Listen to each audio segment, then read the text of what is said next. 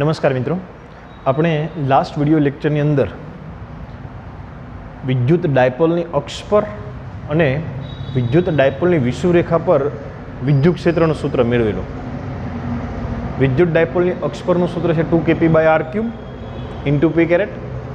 p caret એટલે વિદ્યુત dipole મોમેન્ટની દિશામાં, અને વિદ્યુત ડાયપોલની વિષુવરેખા પરનું સૂત્ર છે kp/r³ minus p caret, p કેરેટની વિરુદ્ધ દિશામાં.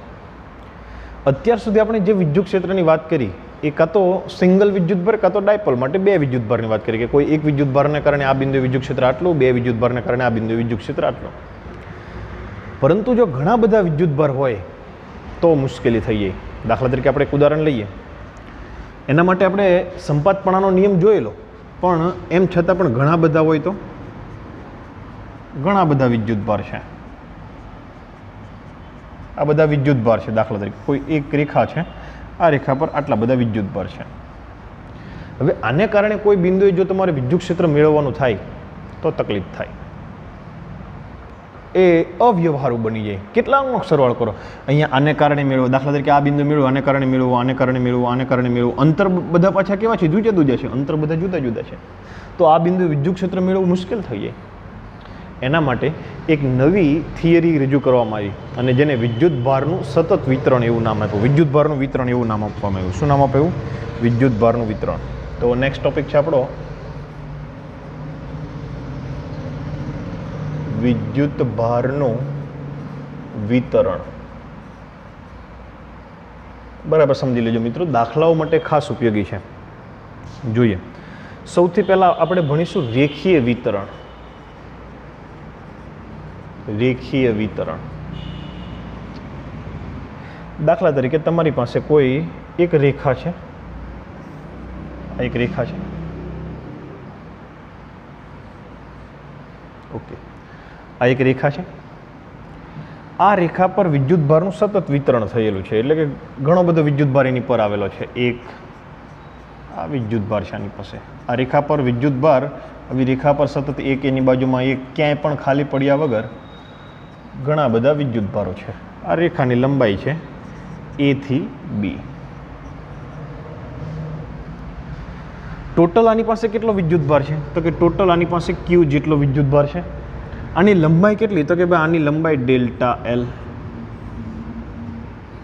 આપણે L કહીએ, ચાલો ડેલ્ટા L નહીં L કહીએ, લંબાઈ L. તો હું ખાલી આટલા ભાગમાં વિદ્યુતભાર કેવો હોય તો મારે કેટલો કહેવાય? તો કે ભાઈ આટલા ભાગમાં જો તમારે વિદ્યુતભાર કેવો હોય તો ડેલ્ટા Q કહેવાય, અને આટલા ભાગની લંબાઈ કેવી હોય તો કેટલી કહેવાય? Delta L.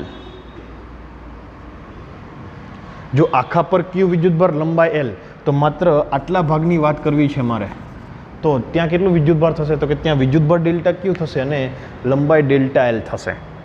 તો એના માટે એક નવી રાશિ વ્યાખ્યાયિત કરવામાં આવી જેને રેખીય વિદ્યુતભાર. આપણે સામાન્ય રીતે ઘનતા એટલે દળ ભાગ્યા કદ, ઘનતા એટલે દળ ભાગ્યા કદ, પણ અહીંયા આપણે નવો શબ્દ વાપરવાનો છે, રેખીય વિદ્યુતભાર ઘનતા.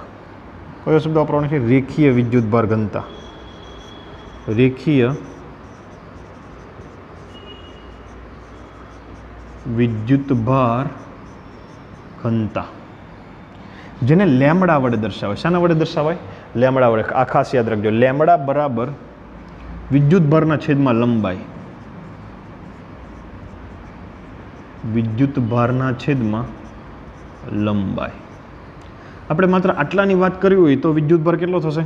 એટલા માટે વિદ્યુતભાર કેટલો થાય? તો કે એટલા માટે વિદ્યુતભાર થાય ડેલ્ટા Q, લંબાઈ થાય delta L. Delta Q by delta L.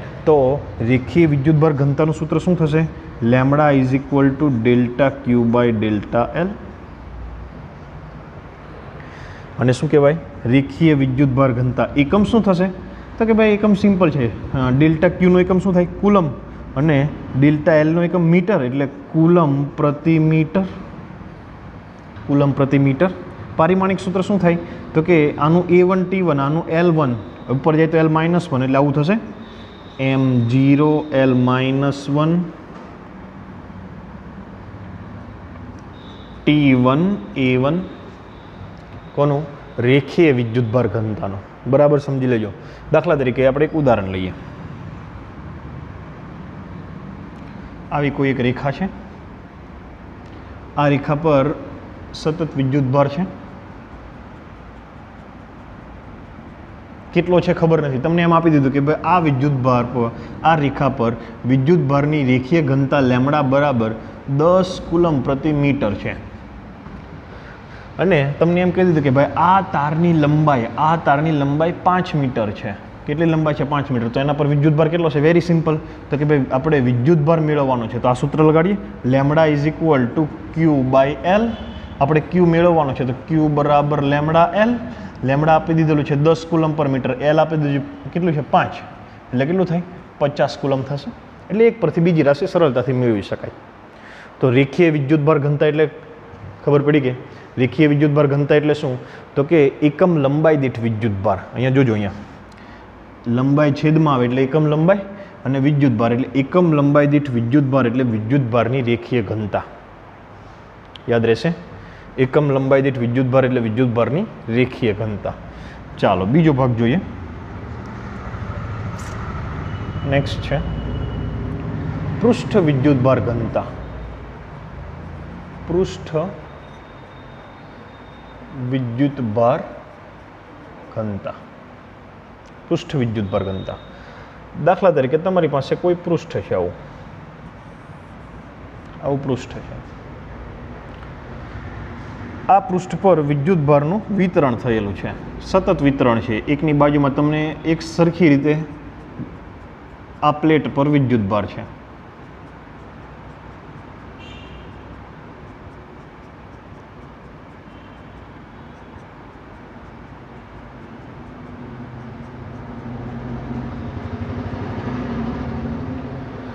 આ પ્લેટનું ક્ષેત્રફળ છે S. આના પરનો ટોટલ વિદ્યુતભાર છે Q. ક્ષેત્રફળ S છે અને વિદ્યુતભાર Q છે. હું માત્ર થોડુંક પ્લેટને ધ્યાનમાં લઉં, માત્ર પ્લેટનો થોડોક ભાગ ધ્યાનમાં લઉં. દાખલા તરીકે મેં આટલો ભાગ ધ્યાનમાં લીધો, તો એની અંદર કેટલા વિદ્યુતભાર છે? તો ધારી લો કે એનું ક્ષેત્રફળ છે ડેલ્ટા S. ક્ષેત્રફળ કેટલું થશે એનું? Delta S. અને એની અંદર વિદ્યુતભાર કેટલો છે? તો કે એની અંદરનો વિદ્યુતભાર પણ કેટલો થશે? ડેલ્ટા ક્યુ. ક્ષેત્રફળ ડેલ્ટા એસ અને વિદ્યુતભાર કેટલો થશે? ડેલ્ટા ક્યુ. હવે અહીંયા કયું હતું? રેખીય વિદ્યુતભાર ઘનતા હતું. એટલે રેખીય વિદ્યુતભાર ઘનતા બરાબર વિદ્યુતભારના છેદમાં લંબાઈ. તો અહીંયા કઈ વિદ્યુતભાર ઘનતા થશે? પૃષ્ઠ વિદ્યુતભાર ઘનતા. તો પૃષ્ઠ વિદ્યુતભાર ઘનતા બરાબર શું થશે? પૃષ્ઠ વિદ્યુતભાર ઘનતાને સિગ્મા વડે દર્શાવાય. ખાસ યાદ રાખજો, શાના વડે દર્શાવાય? સિગ્મા વડે. પહેલાને શાના વડે દર્શાવાતું? રેખીય વિદ્યુતભાર ઘનતાને લેમ્બડા વડે અને સિગ્મા વડે. તો પૃષ્ઠ વિદ્યુતભાર ઘનતા બરાબર શું થશે? વિદ્યુતભારના છેદમાં ક્ષેત્રફળ થશે. વિદ્યુતભારના છેદમાં ક્ષેત્રફળ. તો એનું સૂત્ર લખવું હોય તો શું થશે? તો કે સિગ્મા બરાબર વિદ્યુતભાર કેટલો થશે? અહીંયા આપણે આના માટે સિગ્મા લખ્યો તો કેટલો થાય? Delta Q by delta S. Delta Q by delta S કોના બરાબર લખાશે? સિગ્મા બરાબર. આઈડિયા આવશે કે વિદ્યુતભારની અહીંયા લેમ્બડા બરાબર delta Q by delta L હતો, ત્યાં શું લખાણું? Delta Q by delta S. ચાલો એનો એકમ શું થશે? એકમ શું થશે આનો? તો કે કુલમ પ્રતિ ડેલ્ટા એસ એ શું છે? ક્ષેત્રફળ. ક્ષેત્રફળનો એકમ શું થાય? Metre square. એટલે કુલમ પ્રતિ મીટર સ્ક્વેર. પારિમાણિક સૂત્ર શું થશે? તો કે m0 L-2 T1 A1. પહેલામાં અહીંયા L-1 હતું, અહીંયા શું આવશે? અહીંયા શું આવશે? L-2 આવશે. ત્યાં L-1 હતું. Okay, clear? ચાલો નેક્સ્ટ જોઈએ.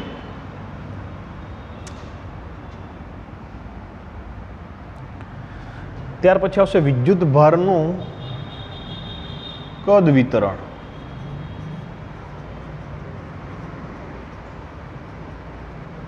વિદ્યુતભારનું કદ વિતરણ. પહેલી વાત જોઈ તમે એ એક રેખામાં હતું, એક પરિમાણમાં હતું. બીજી વાત તમે જોઈ એ દ્વિપરિમાણમાં, એક્સ અને વાય બે એક્સ. પહેલાં ખાલી એક્સ અક્ષ હતો, પછી એક્સ અને વાય બે એક્સ, અને હવે જે જોવાનું છે એક્સ વાય ઝેડ ત્રણેય અક્ષ હશે. તો દાખલા તરીકે તમારી પાસે इधर से आएगा, इधर से आएगा, जियोमेट्री से. ओके,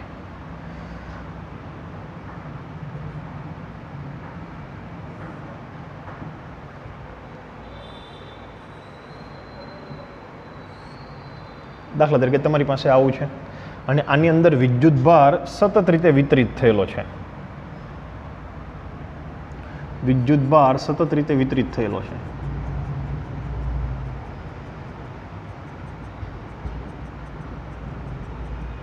ત્રિપરિમાણમાં. તો અહીંયા વિદ્યુત ભારનું કેવું વિતરણ કહેવાય? કદ વિતરણ. અને વિદ્યુત ભારની કઈ ઘનતા આવશે? વિદ્યુત ભારની કઈ ઘનતા આવશે આમાં? આમાં વિદ્યુત ભારનું આખાનું કદ દાખલા તરીકે વી છે અને આખાનો વિદ્યુત ભાર ક્યુ છે, પરંતુ આપણે આખું નહીં લેવાનું, આપણે તો માત્ર થોડુંક જ લેવાનું. તો થોડાક માટે આપણે શું કરીશું? દાખલા તરીકે આટલું જ લીધું, આટલું જ લીધું આપણે, એકદમ નાનું. તો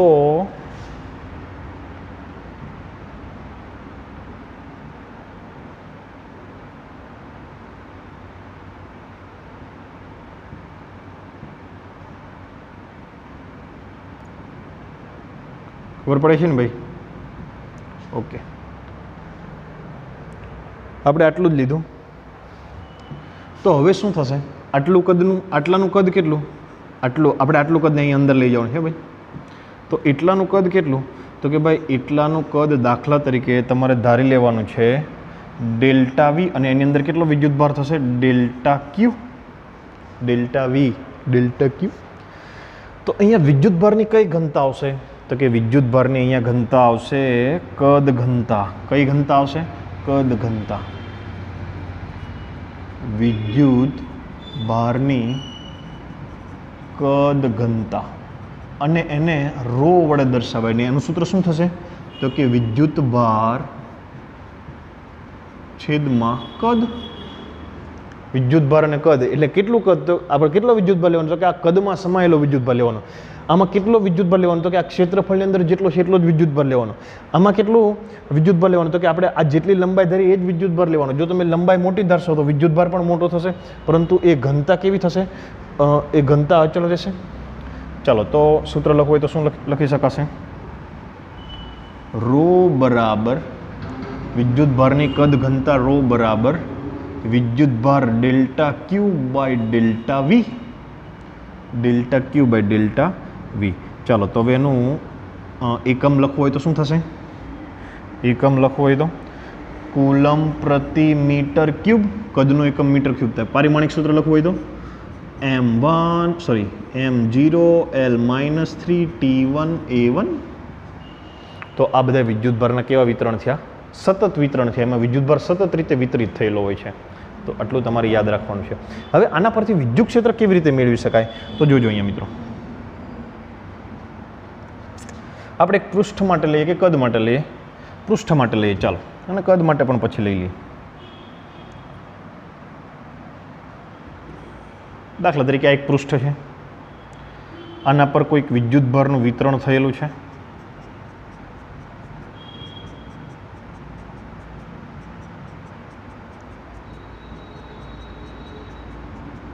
અહીંયા વિદ્યુત ભારની કઈ ઘનતા આવશે? તો કે આમાં વિદ્યુત ભારની કદ ઘનતા આવે, પૃષ્ઠ ઘનતા આવે. Sigma is equal to delta Q by delta A, અથવા ડેલ્ટા એસ કહો ચાલશે. Delta Q by delta S. હવે ધારી લો કે આટલું, હું ખાલી આટલું પૃષ્ઠ લઉં છું, જે ગ્રીન કલરનું દેખાય એટલું પૃષ્ઠને કારણે એની અંદર કેટલો વિદ્યુત ભાર હશે? તો કે એની અંદર મને ખબર નથી કેટલો વિદ્યુત ભાર. ડેલ્ટા ક્યુ જેટલો વિદ્યુત ભાર, એનું અંદર કેટલું પૃષ્ઠ? ડેલ્ટા એસ જેટલું હશે. તો મારે આને કારણે આ બિંદુએ મારે વિદ્યુત ક્ષેત્ર મેળવવું છે. તો દાખલા તરીકે આટલાને કારણે, આખાને કારણે નહીં, આટલો જે મેં ગ્રીન કલરથી જે ભાગ દોરો છે એટલો જે ક્ષેત્રફળ છે એની અંદર જે વિદ્યુત ભાર છે એને કારણે આ બિંદુએ મારે વિદ્યુત ક્ષેત્ર મેળવવું છે. તો હું શું કરીશ? તો કે ભાઈ અહીંયા એક સ્થાન સદિશ દોરી અને આર કહીશ. અને વિદ્યુત ક્ષેત્રનું સૂત્ર શું થાય તો કે E is equal to KQ by R square into R caret. હવે બરાબર સમજો અહીંયા કે ના કે ક્યુ કેટલો લેવાનો તો કે આ બિંદુએ વિદ્યુત ક્ષેત્ર મેળવ્યું છે. કોને કારણે મેળવ્યું? આટલા ભાગને કારણે મેળવ્યું. એટલા ભાગમાં ક્યુ કેટલો તો કે ખબર નહીં. એટલા ભાગનું ક્ષેત્રફળ ખબર? હા, ક્ષેત્રફળ ખબર, ડેલ્ટા એસ. આખાની પૃષ્ઠ ઘનતા ખબર? હા, સિગ્મા. તો આપણે ડેલ્ટા ક્યુ ખબર પડી જાય આના પરથી. ક્યુ બરાબર શું થાય? ક્યુ બરાબર તો કે ડેલ્ટા ક્યુ બરાબર સિગ્મા ડેલ્ટા એસ. અને અહીંયા લેવા તો ગુણાકાર થાય એટલે વિદ્યુતભાર મળી જાય આટલા ભાગનો. તો વિદ્યુતભારની જગ્યાએ શું આવશે? Sigma delta S by R square into R caret. ચલો ક્યુની જગ્યાએ શું લખ્યું? ક્યુ બરાબર સિગ્મા ડેલ્ટા એસ. આ વિદ્યુત ક્ષેત્ર તમને કોના કારણે મળ્યું તો કે એ વિદ્યુત ક્ષેત્ર માત્ર આટલાને કારણે મળ્યું. મારે આટલાને કારણે નહીં, આવા બધા ડેલ્ટા એસ, આવા બધા ડેલ્ટા એસ કે જે બધા ડેલ્ટા એસ ભેગા થાય તો કેટલું થાય? તો તમારે શું કરવાનું તો કે ભાઈ બધા ડેલ્ટા એસ ભેગા કરવા તો તમારે અહીંયા કે આમ તો શું કરવાનું? બધાનો સરવાળો કરવાનો. આપણે આ ડેલ્ટા એસ 1 મળ્યું, આ ડેલ્ટા એસ 2 હશે, આ ડેલ્ટા એસ 3, આ ડેલ્ટા એસ 4, આ ડેલ્ટા એસ 5, ડેલ્ટા એસ 6. તો આવા ઘણા બધા માટે ઈ મળે ને પછી બધાનો શું કરી દેવાનો? સરવાળો કરી દેવાનો. તો અહીંયા શું લખાશે?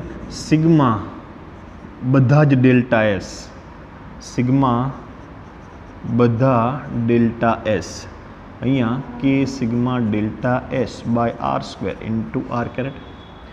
જો ડેલ્ટા એસ ટેન્સ ટુ 0 હશે, sorry limit delta S tends to 0 હશે તો આ સરવાળો શામાં પરિણમે? સંકલનમાં પરિણમે. એટલે શું થાય? સિગ્મા કે sigma by R square R caret delta એસનું શું થઈ જાય? ડીએસ થઈ જાય. તો આવી રીતના ઘણા બધું મોટું વિતરણ હોય તો આવી રીતના કરવામાં આવે. આપણે કદ માટે પણ જોઈ લઈએ. કદ માટે આકૃતિ ઉઠાવવી પડશે.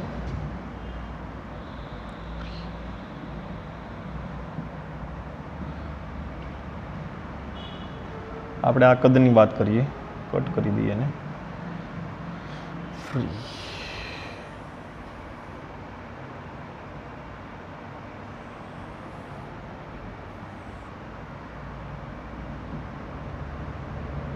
किधर से होगा पता नहीं.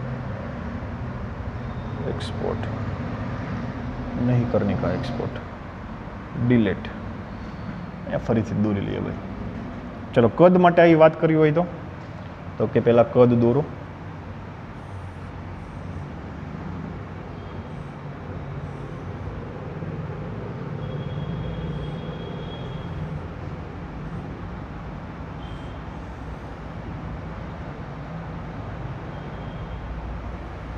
ચલો એક કદ છે. આમાં વિદ્યુતભાર વિતરણ થયેલો. હું વિદ્યુતભારને નથી દર્શાવતો, વિદ્યુતભાર વિતરણ થયેલો છે. આમાં વિદ્યુતભાર દરેક જગ્યાએ વિદ્યુતભાર છે. આટલો બધો વિદ્યુતભાર કેવી રીતે દર્શાવો? ત્રિપરિમાણમાં ખબર પડી ગઈ. એટલે આની અંદર વિદ્યુતભાર છે. આનું કદ કેટલું છે? V. એની અંદર વિદ્યુતભાર કેટલો છે? Q.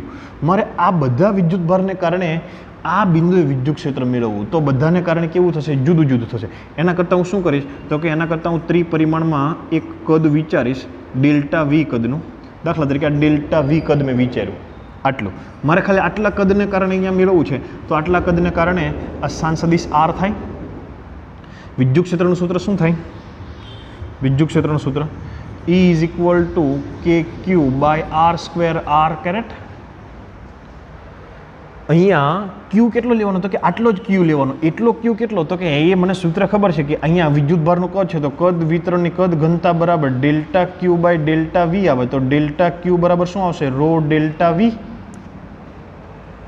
તો ડેલ્ટા ક્યુની જગ્યાએ શું થશે? E બરાબર સદિશ E બરાબર કે ડેલ્ટા ક્યુની જગ્યાએ rho delta V by R square into R caret. આ તો માત્ર મેં આટલાને કારણે મેળવ્યું. મારે બધાને કારણે મેળવવું હોય તો કે આ એક ડેલ્ટા વી, આ એક ડેલ્ટા વી, આ એક ડેલ્ટા વી, એવો બધા જ ડેલ્ટા વીનો મારે સરવાળો કરવો પડે. તો અહીંયા શું લખાશે? કુલ કેટલું લખાશે? E બરાબર સિગ્મા બધા ડેલ્ટા વી કે rho delta V by R square R caret. અને જો limit delta V tends to 0 હોય તો આ શું થઈ જશે? સંકલન થઈ જાય. ડેલ્ટાની જગ્યાએ શું લખાઈ જાય? ડી લખાઈ જાય.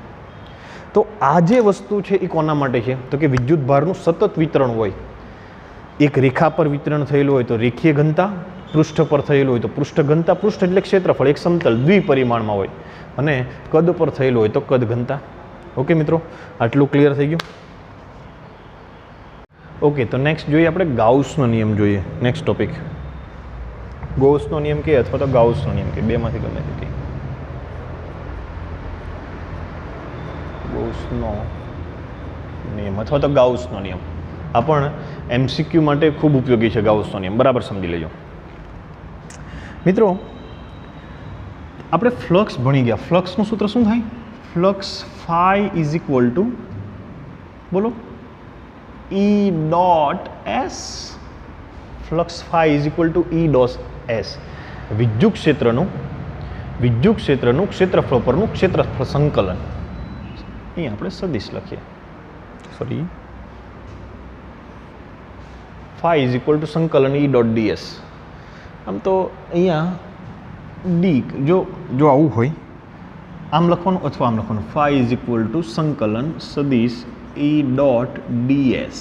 એટલે આ એસ જો નાના હોય તો એ બધા નાના એસનો શું કરી દેવાનો? સરવાળો કરી દેવાનો. ધારી લો કે આપણી પાસે કોઈ એક ગોળો છે. આપણી પાસે આ એક ગોળો છે. ઓકે, કલર બરાબર નહીં.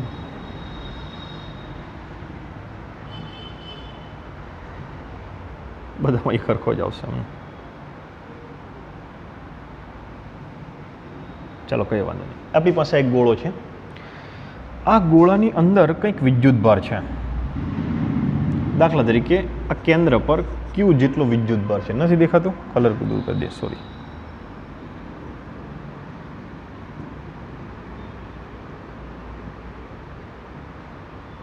ઓકે, હવે ક્લિયર છે.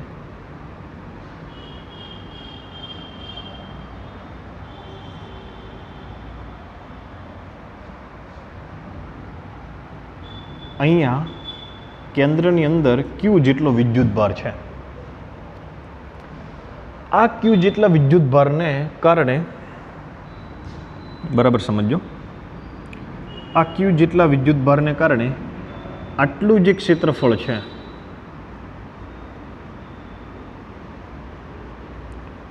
એ ક્ષેત્રફળ માટે મારે ફ્લક્સ ગણવું છે.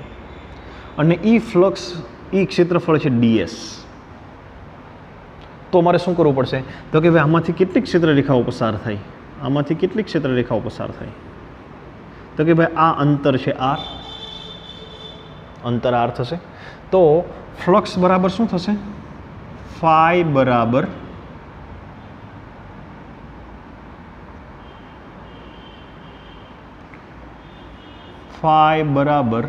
સૂત્ર શું છે? સદિશ E ડોટ DS. ચાલો, E એટલે આ વિદ્યુત ભારને કારણે આ બિંદુએ વિદ્યુત ક્ષેત્ર કેટલું થાય? આજે આપણે ક્ષેત્રફળની જે કલ્પના કરી છે, એ બિંદુએ વિદ્યુત ક્ષેત્ર કેટલું થાય? તો કે અંતર કેટલું છે? R. વિદ્યુત ભાર કેટલો છે? Q. તો કેટલું થશે? KQ by R square. KQ by R square. DS એનું ક્ષેત્રફળ કેટલું? તો કે DS. કઈ દિશામાં છે? તો કે ભાઈ E અને DS વચ્ચે કેટલો ખૂણો છે? તો કે અહીંયા DS આ બાજુ છે અને E પણ આ બાજુ છે, એટલે બંને એક જ બાજુ છે, એટલે થીટા બરાબર 0, એટલે cos 0 1. એટલે અહીંયા ડાયરેક્ટ અહીંયા cos 0 એવું લખી શકાશે.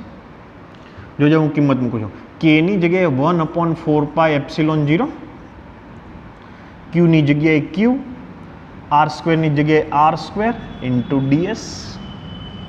ચાલો, આપણે માત્ર આટલા DSની વાત કરી. હવે આમાંથી પસાર થતો, આ ગોળામાંથી પસાર થતો કુલ ફ્લક્સ ગણવું હોય તો કે આવા બધા DSનો શું કરવો પડે? સરવાળો કરે. આપણે આ ત્રિપરિમાણમાં ગોળો છે, ત્રિપરિમાણનો માત્ર આપણે એક જ ભાગ વિચાર્યો, આ બાજુનો, બધી બાજુના ચારે બાજુના આપણે DSનો સરવાળો કરીએ તો શું થાય? તો કે આખા ગોળાનો DS એટલે એક ક્ષેત્રફળ. DS એટલે અહીંયા આટલું ક્ષેત્રફળ છે, પરંતુ જો આખો ગોળો લઈએ તો કેટલું ક્ષેત્રફળ થાય? તો કે આખા ગોળાનું ક્ષેત્રફળ તમે લઈ લો. આ બધા DSનો સરવાળો કરો તો શું થાય? તો કે 1/4 pi epsilon 0 Q by R square. DSની જગ્યાએ શું લખાય? તો કે બધા જ DSનો સરવાળો સંકલન DS એટલે 4 પાઈ R સ્ક્વેર થાય. ગોળાનું ક્ષેત્રફળ 4 પાઈ R square. 4 cancel, r square cancel, તો શું થાય? Q/ε0 કોના બરાબર? ફાઈ બરાબર, જેને ગાઉસનો નિયમ કહેવામાં આવે છે. આ શું દર્શાવે? ફાઈ એટલે શું? ફ્લક્સ. કોનું ફ્લક્સ? તો કે આ આપણે એક બંધ ગોળો વિચારો, બંધ પૃષ્ઠ વિચાર્યું, એ બંધ પૃષ્ઠમાંથી પસાર થતું આ શું છે? ફ્લક્સ. બંધ પૃષ્ઠમાંથી પસાર થતું ફ્લક્સ ફાઈ એ તે પૃષ્ઠની અંદરના વિદ્યુતભાર અને ε0ના ગુણોત્તર જેટલું હોય છે. ખાસ યાદ રાખજો, phi is equal to Q/ε0. Phi એટલે ફ્લક્સ. કોઈ પણ બંધ પૃષ્ઠ સાથે સંકળાયેલું ફ્લક્સ, ફાઈ એટલે ફ્લક્સ એટલે ક્ષેત્રરેખાઓની સંખ્યા, એ તેની અંદર રહેલો વિદ્યુતભાર અને ε0ના ગુણોત્તર જેટલો હોય છે. એટલે એને અંદર ટોટલ વિદ્યુતભાર, એટલે આનો સુધારો કરેલું સ્વરૂપ આવું લખવામાં આવે: phi is equal to sigma Q/ε0. Sigma Q એટલે એક જ વિદ્યુતભાર ના હોય, બીજો કોઈ વિદ્યુતભાર હોય તો કે આ બધા વિદ્યુતભારોનો શું કરી દેવાનો? સરવાળો કરી દેવાનો. કેમ એવું? તો કે ભાઈ Qને કારણે અહીંયા આને કારણે બધી જગ્યાએ E થશે, તો બધા Qનો શું કરી દેવાનો? સરવાળો કરી દેવાનો છેદમાં ε0. બરાબર સમજો. પ્રશ્ન આવો પૂછાય કે દાખલા તરીકે આવું કોઈ એક પૃષ્ઠ છે, આ એક બંધ પૃષ્ઠ છે, આની અંદર વિદ્યુતભાર Q1, Q2, Q3 છે, તો આમાંથી પસાર થતું ફ્લક્સ કેટલું? તો કે આપણને ગાઉસે કીધું કે ભાઈ ફ્લક્સના બે સૂત્ર, ફાઈ ઇઝ ઇક્વલ ટુ સંકલન E.ds, એક આ સૂત્ર છે અને બીજું એક છે સિગ્મા Q/ε0. અહીંયા આપણી પાસે E મળવાની સંભાવના નથી, સિગ્મા Q મળી જાય, ટોટલ વિદ્યુતભાર મળી જાય, તો આમાં કેટલું ફ્લક્સ? તો કે ટોટલ વિદ્યુતભાર કેટલો? તો કે Q1 + Q2 + Q3/ε0. Ready?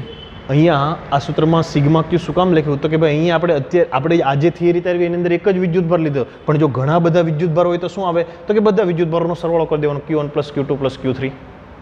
Clear? તો આ થયો ગાઉસનો નિયમ. ઓકે, ચાલો હજુ એક ઉદાહરણ લઈએ. દાખલા તરીકે મારી પાસે એક આવું છે, એક નળાકાર છે, એની અંદર એક +Q વિદ્યુતભાર છે, એની અંદર એક -Q વિદ્યુતભાર છે. તો આની અંદર ફ્લક્સ કેટલું? તો કે flux phi is equal to sigma Q/ε0. Sigma Q એટલે કેટલા? તો કે અંદરનો ટોટલ વિદ્યુતભાર કેટલો? 0/ε0. તો ફ્લક્સ 0. કેમ 0? તો કે ભાઈ આપણે ફ્લક્સનો મિનિંગ શું કરીએ? ફ્લક્સનો મિનિંગ આપણે એવો કરીએ કે એમાંથી પસાર થતી ક્ષેત્રરેખાઓની સંખ્યા. એટલે અહીંયા +Q વિદ્યુતભાર છે, આ +Q વિદ્યુતભારને કારણે ક્ષેત્રરેખાઓ આવી થશે બહાર નીકળતી દિશામાં, અને -Qને કારણે કેવી થશે? અંદર જતી દિશામાં. તો જેટલી ક્ષેત્રરેખાઓ બહાર નીકળે એટલી જ અંદર જાય, તો પરિણામી ક્ષેત્રરેખાઓ કેટલી થાય? તો કે પરિણામી કંઈ ના થાય, ફ્લક્સ 0. ઓકે, ચાલો હજી એક ઉદાહરણ લઈએ. એક નળાકાર છે, એને એક બાહ્ય વિદ્યુત ક્ષેત્રમાં મૂક્યું છે. આપણે બાહ્ય વિદ્યુત ક્ષેત્ર દર્શાવીએ. આ એક બાહ્ય વિદ્યુત ક્ષેત્ર છે.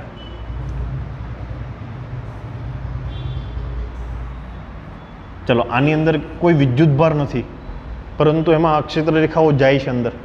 તો અહીંયા આપણે ટોટલ કેટલી સપાટી થશે? 3 સપાટી થશે. તો 3 અલગ અલગ સપાટી માટે ફ્લક્સ મેળવીએ. એક સપાટી આ થશે, એક સપાટી આ થશે, જેને આપણે A સપાટી કહીએ.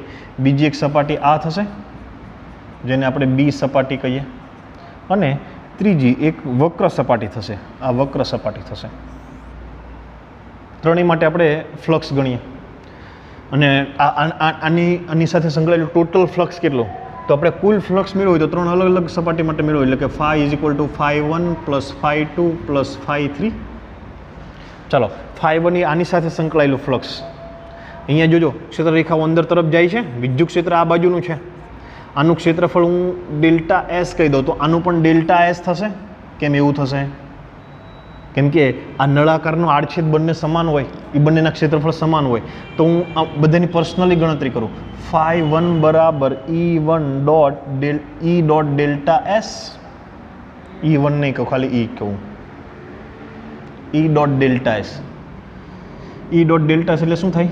EdS cos θ. જોજો, E એટલે અહીંયા વિદ્યુત ક્ષેત્ર કઈ બાજુ છે? તો કે વિદ્યુત ક્ષેત્ર આપણે આ બાજુ છે, એટલે અહીંયા વિદ્યુત ક્ષેત્રનો હું સદિશ દર્શાવીશ. તો વિદ્યુત ક્ષેત્રનો આના માટે સદિશ આ બાજુ થાય E. ΔS આનું ક્ષેત્રફળ કઈ બાજુ? તો કે ક્ષેત્રફળ હંમેશા સપાટીને લંબ હોય, તો ક્ષેત્રફળ આનું આ બાજુ થશે, એટલે ડેલ્ટા એસ આ બાજુ, એટલે ડીએસ આ બાજુ. તો થીટા કેટલો થશે? 180. એટલે અહીંયા શું થાય? ઈ ડીએસ કોસ 180 એટલે માઇનસ ઈ ડીએસ થયા. કોના બરાબર? φ1 બરાબર. ચાલો એક મળી ગયું. આના માટે ગણતરી કરીએ તો આના માટે ક્ષેત્રફળ તો ડેલ્ટા એસ જ છે. ડીએસ કહીએ આપણે, ડેલ્ટા એસ કહીએ કે ડીએસ કહીએ. તો અહીંયા ઈ આ બાજુ અને આનું ક્ષેત્રફળ પણ આ બાજુ, એટલે થીટા કેટલો? 0. તો એના માટે ફ્લક્સ કેટલું થશે? φ2 બરાબર પ્લસ ઈ ડીએસ, કેમ કે કોસ 180ની જગ્યાએ કોસ 0 આવશે, કોસ 0 1. ચાલો આપણને આ બીજું ફ્લક્સ મળી ગયું. અને ત્રીજું ફ્લક્સ મેળવીએ. ત્રીજું ફ્લક્સ આ વક્ર સપાટી માટે, તો એના માટે φ3 બરાબર ઈ ડોટ ડેલ્ટા એસ બરાબર. જોજો અહીંયા વિદ્યુત ક્ષેત્ર આ બાજુ છે. વિદ્યુત ક્ષેત્ર બધી જ વખતે આ બાજુ છે, કેમ કે આપણે એરા દર્શાવ્યા છે અહીંયા. વિદ્યુત ક્ષેત્ર રેખાઓ વડે આપણને ખબર પડી કે વિદ્યુત ક્ષેત્ર એ બાજુ છે. ડેલ્ટા એસ કઈ બાજુ થશે? તો કે દાખલા તરીકે આ નળાકાર છે, અહીંયા વિદ્યુત ક્ષેત્ર આ બાજુ છે. આનો ડેલ્ટા એસ કઈ બાજુ? વક્ર સપાટીનો. આનો ડેલ્ટા એસ આ બાજુ થશે, આનો ડેલ્ટા એસ આ બાજુ થશે. પણ વક્ર સપાટીનો ડેલ્ટા એસ, તો કે દરેક જગ્યાએ ડેલ્ટા એસ એટલે સપાટીને લંબ, એટલે આનો ડેલ્ટા એસ આ બાજુ, આનો ડેલ્ટા એસ આ બાજુ, આનો ડેલ્ટા એસ આ બાજુ. ટૂંકમાં ડેલ્ટા એસ એ આની આ સમતલને કેવા થશે? લંબ થશે. આનો ડેલ્ટા એસ ગણું તો એ આ બાજુ થશે, આનો ડેલ્ટા એસ આ બાજુ, સોરી આનો ડેલ્ટા એસ આ બાજુ. પણ વિદ્યુત ક્ષેત્રને કેવા થશે? લંબ. એટલે થીટા કેટલો થશે અહીંયા? 90.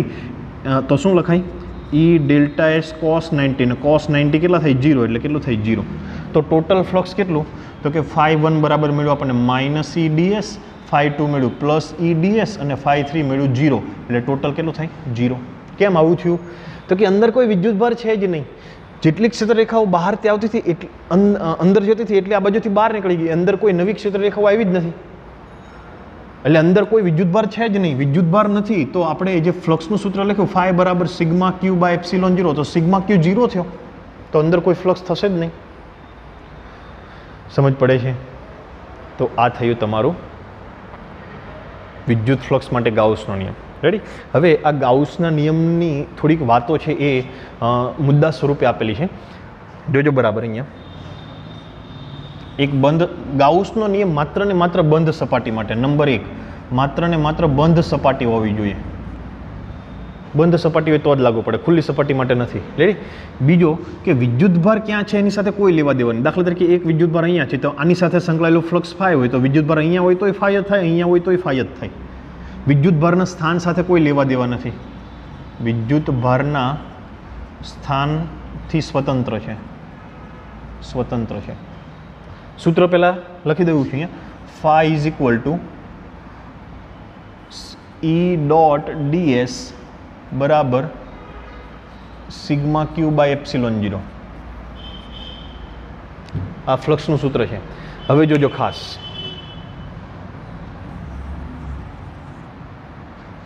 એક બંધ વક્ર લીધું, આ એક બંધ સપાટી લીધી. અંદર વિદ્યુતભાર છે Q1, Q2, Q3.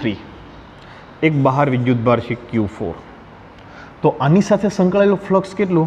તો કે φ is equal to sigma Q by epsilon 0. આ સિગ્મા ક્યુનો મતલબ શું થાય કે આ સપાટીની અંદર જેટલા વિદ્યુતભાર છે એટલા જ. તો કેટલો થાય? તો કે Q1 plus Q2 plus Q3 by epsilon 0. આ સમીકરણની જમણી બાજુ જે પદ આવે છે, જમણી બાજુના પદમાં સિગ્મા ક્યુ છે એ સપાટીની અંદરનો જ ગણવો, સપાટીની અંદરનો જ ગણવો. જમણી બાજુના પદમાં જે સિગ્મા ક્યુ આવે એ સપાટીની અંદરનો, ખાલી આ જ ગણવાનું. આને ધ્યાનમાં લેવાનો નથી કેમ કે સપાટીની બહાર છે. પણ ડાબી બાજુનું જે પદ છે એમાં જે ઈ છે, આ જે ઈ છે, એટલે આ દાખલા તરીકે આ બિંદુએ વિદ્યુત ક્ષેત્ર તમને મેળવવાનું કીધું, તો ઈ બિંદુએ વિદ્યુત ક્ષેત્ર આને કારણે પણ હશે, આને કારણે પણ હશે, આને કારણે છે ને આને કારણે પણ હશે. ડાબી બાજુમાં ઈ છે એ સપાટીની અંદર અને સપાટીની બહારના વિદ્યુત ભારને પણ ધ્યાનમાં લેવો. જમણી બાજુમાં સિગ્મા ક્યુ છે એ માત્ર અંદરના જ વિદ્યુતભાર ધ્યાનમાં લેવાનો Q1 + Q2 + Q3/3 એપ્સિલોન 0 અને જે ડાબી બાજુ જે E વાળું જે સૂત્ર છે E.ds છે એમાં સપાટીની અંદર હોય તો પણ ભલે ને બહાર હોય તો પણ ભલે. ઓકે. બીજું તમે જે આ પૃષ્ઠની કલ્પના કરી, બંધ પૃષ્ઠની કલ્પના કરી, એને કયું પૃષ્ઠ કહેવાય? તો કે એને ગાઉસિયન પૃષ્ઠ કહેવાય. ગાઉસિયન પૃષ્ઠ કહેવાય. રેડી? આ બધા બેઝિક મુદ્દા છે એ તમારે ધ્યાનમાં. બીજું, આ જ્યારે સમમિતિ હોય ત્યારે તમારે વધારે લાગુ પડશે. કેમ કે સમમિતિ એટલે શું? તો કે ભાઈ દાખલા તરીકે એક વિદ્યુતભારિત તાર છે. હવે આવું વિદ્યુતભારિત તારનું તમારે વિદ્યુત ક્ષેત્ર નક્કી કરવું છે, તારને કારણે કોઈ બિંદુએ વિદ્યુત ક્ષેત્ર નક્કી કરવું છે, તો તમારે એક ગાઉસિયન પૃષ્ઠની કલ્પના કરવાની. દાખલા તરીકે તમારે આ બિંદુએ વિદ્યુત ક્ષેત્ર મેળવવું છે, તો આ બિંદુએ જેટલું વિદ્યુત ક્ષેત્ર છે એટલું જ આ બિંદુ હશે, એટલું જ આ બિંદુ, કેમ કે તારથી સમાન અંતરે આવેલા છે. એવી જ રીતે આ બાજુ એવો એક નળાકારની તમે કલ્પના કરો કે એ નળાકાર પરનું પ્રત્યેક બિંદુ એ તારથી સમાન અંતરે હોય. સાદી ભાષામાં કેવું હોય તો તમારી પેનની રિફિલ છે એ તાર છે અને પેનનો જે બહારનો ભાગ છે એ નળાકાર છે. તો રિફિલથી એ નળાકાર પરનું પ્રત્યેક બિંદુ એક સમાન અંતરે છે અને એ દરેક બિંદુએ વિદ્યુત ક્ષેત્ર કેવું થશે? સમાન થશે. તો એનાથી શું થશે? તો કે એ જે ગાઉસિયન પૃષ્ઠ મળ્યું તમને, એ તમે જે ગાઉસિયન પૃષ્ઠની કલ્પના કરી એ તારથી સમાન અંતરે છે, એક સમમિતિ ધરાવે છે, તો એ એના માટે વધારે લાગુ પાડી શકાય. ઓકે. તો આટલાઓ મુદ્દા છે એ તમારે ધ્યાનમાં લેવાના છે. પાઠ્યપુસ્તકમાંથી કોઈ વાંચી જજો, મુદ્દાઓ ખાસ અગત્યના છે. રેડી? તો અહીંયા સુધી રાખીએ. નેક્સ્ટ ટાઈમથી હવે જે 3 થિયરીઓ છે, ગાઉસના નિયમનો ઉપયોગ કરી તારને કારણે વિદ્યુત ક્ષેત્રમાં પછી સમતલને કારણે અને કવચને કારણે, તો એ આપણે નેક્સ્ટ વિડીયો લેક્ચરની અંદર જોઈશું. ઓકે, ધન્યવાદ.